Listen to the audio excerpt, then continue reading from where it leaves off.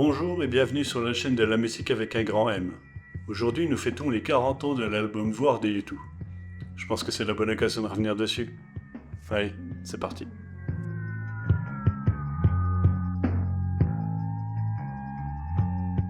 L'album Voir est le troisième album de U2. Il fait suite à l'album October, sorti en octobre 1981, qui était plutôt une introspection sur la foi et la spiritualité. U2 se met au travail de son album suivant et entre en studio en septembre 1982. Les sessions d'enregistrement dureront environ 6 mois au studio Windmill Lane de Dublin. À l'époque, le monde est en pleine guerre froide. L'Irlande du Nord et du Sud sont toujours en conflit et le pays entre en récession. L'album s'ouvre avec le cultissime Sunday Bloody Sunday. La musique démarre sur le célèbre pattern de batterie avant d'être rejoint par le riff guitare de The Edge.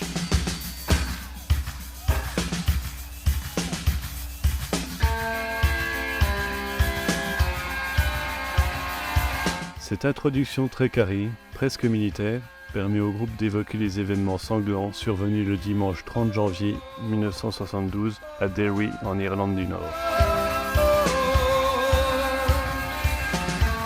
Ce jour-là, une manifestation pour les droits civiques a été réprimée dans le sang par l'armée britannique avec un lourd bilan. 14 personnes y perdront la vie et au moins autant de blessés. À travers cette chanson, U2 dit son dégoût pour les affrontements meurtriers et se désole de ce conflit qui déchire les familles de la société irlandaise dans son ensemble. Avec cette chanson, U2 espère une prise de conscience pour que la réconciliation prenne le pas sur la violence. Sunday Bloody Sunday a été acclamé par la critique et a eu un beau succès commercial. Ça deviendra l'un des classiques du groupe et sera joué lors de la plupart de leurs concerts. Venons-en au deuxième titre de l'album. Intitulé Seconds, la musique démarre également par une percussion marquant le tempo. Arrive ensuite la guitare acoustique et électrique qui s'entremêlent. Mais ce qui marque le plus, c'est la partie basse assurée par Adam Clayton, qui ne varie que très peu lors de toute la chanson, ce qui donne un effet un peu hypnotisant musicalement.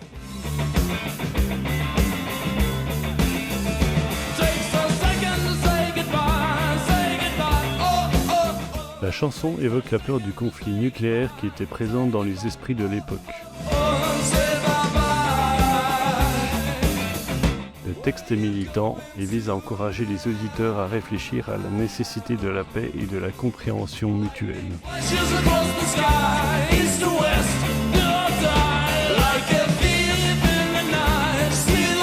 En troisième piste de l'album arrive le titre New Year's Day.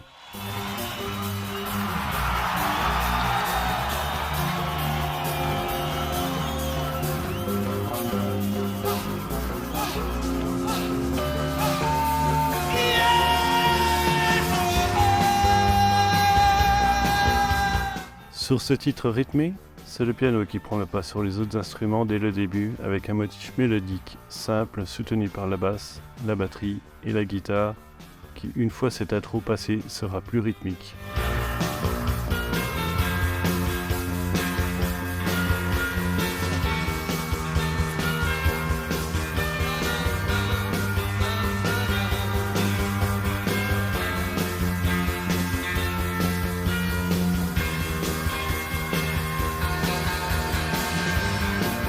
Au milieu de la chanson, le thème d'introduction au piano est de nouveau sur le devant de la scène, coupé par un solo de guitare simple mais très mélodique, tranchant immédiatement et qui amène tranquillement la musique sur une partie de transition qui nous ramène sur le ton original de la chanson.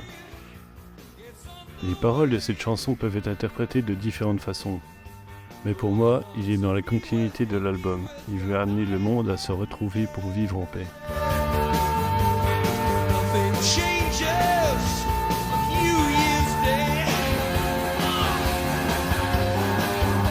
La chanson sera un succès critique et commercial, et c'est un grand classique du groupe.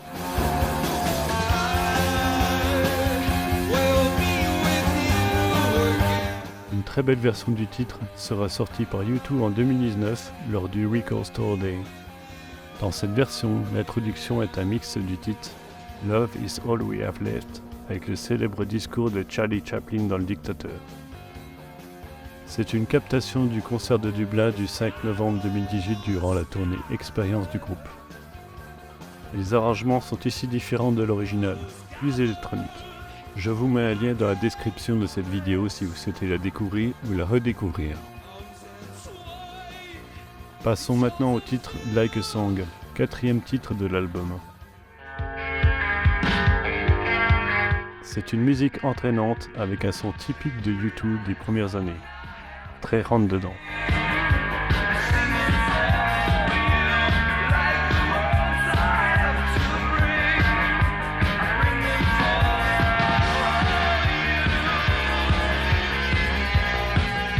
C'est une chanson politique qui critique la manipulation de la vérité pour justifier la guerre et l'oppression. Les paroles appellent à la résistance et à la rébellion contre les systèmes injustes et oppressifs.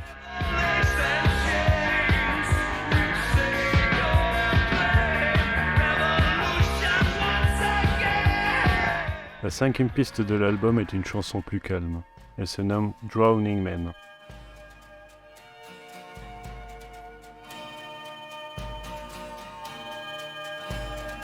La musique ici fait la part belle aux nappes d'accords de guitare électrique, soutenues par des percussions légères, une guitare acoustique rythmique et quelques cordes.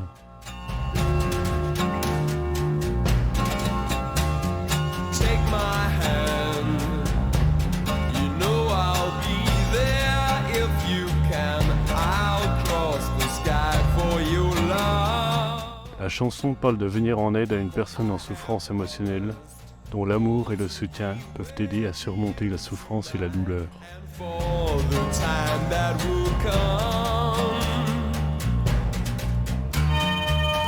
Le sixième titre de l'album s'appelle The Refugee.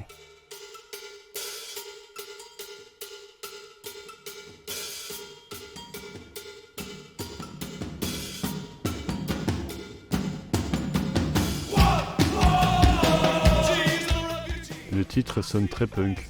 Les paroles font référence aux personnes réfugiées à cause de la guerre.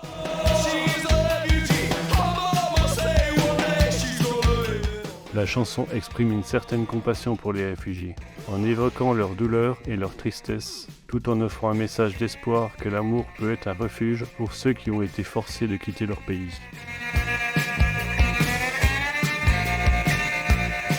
Arrive ensuite le septième titre de l'album, Two Hearts Beat as One.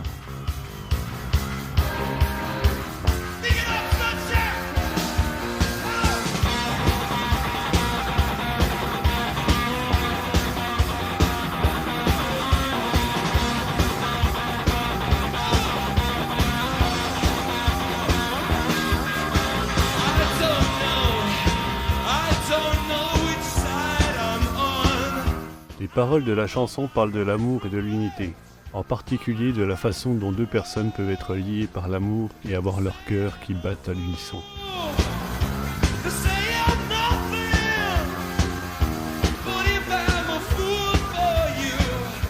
Red Light est le huitième titre de l'album.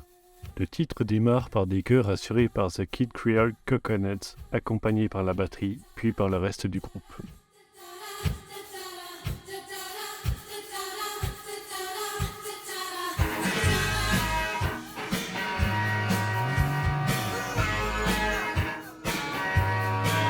Au milieu du morceau, une trompette s'ajoute aux convives pour jouer un solo qui se mélangera intelligemment au reste.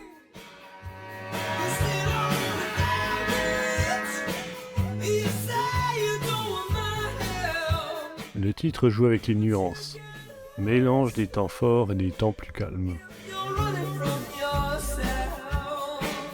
C'est une chanson qui explore les choix difficiles que nous devons tous faire dans la vie, ainsi que les conflits internes qui peuvent en résulter. La vie est une aventure, avec des hauts et des bas, et que chaque décision que nous prenons peut avoir un impact sur notre destinée. Le neuvième titre de l'album se nomme Surrender.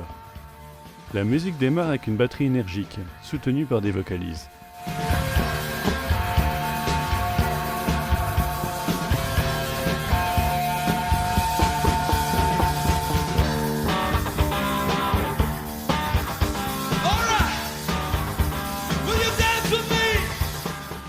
guitare passe de moments très funky à des moments d'accords amenés par des notes tenues, une grande caractéristique du jeu de The Edge.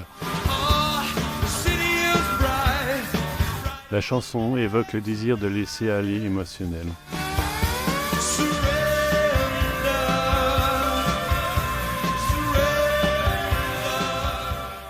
L'album se termine avec la chanson 40. Elle fait directement référence au psaume 40 dans la Bible.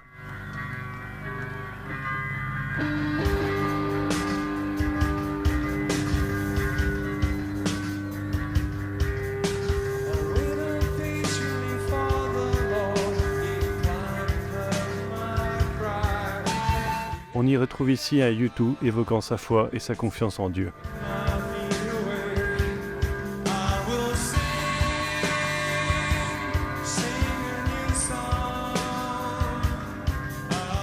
Cette chanson a souvent été utilisée pour clôturer les concerts de U2. Et la particularité de ses performances live, c'est le changement de fonction. Ainsi pour ce morceau, Adam Clayton, bassiste du groupe, passe à la guitare et The Edge, lui, se met à la basse.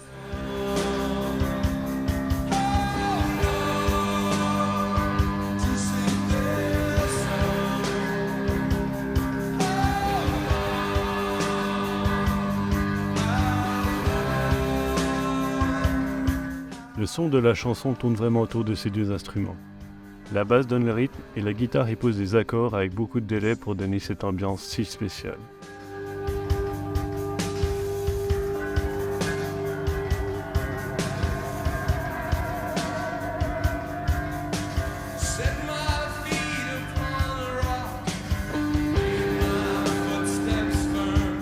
Pour promouvoir l'album, U2 tournera 3 vidéoclips. Les chansons New Year's Day, Sunday Bloody Sunday et Two Heartbeats as One seront donc mises en images.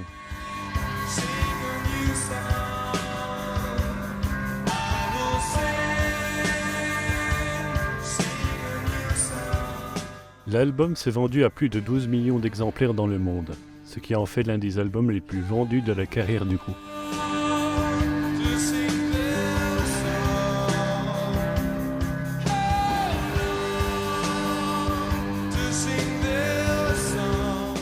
Avec des chansons comme Sunday Bloody Sunday, New Year's Day et 40, on sent que U2 cherche à faire évoluer son son et son style vers de nouveaux horizons.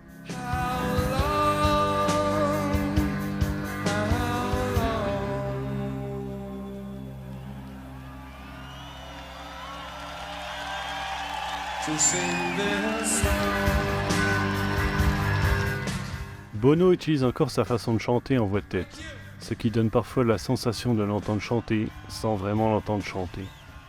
Cette technique est plus coutumière des années post-punk et s'effacera progressivement sur les albums qui suivront.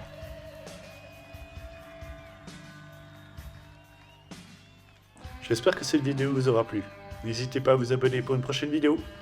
À la prochaine.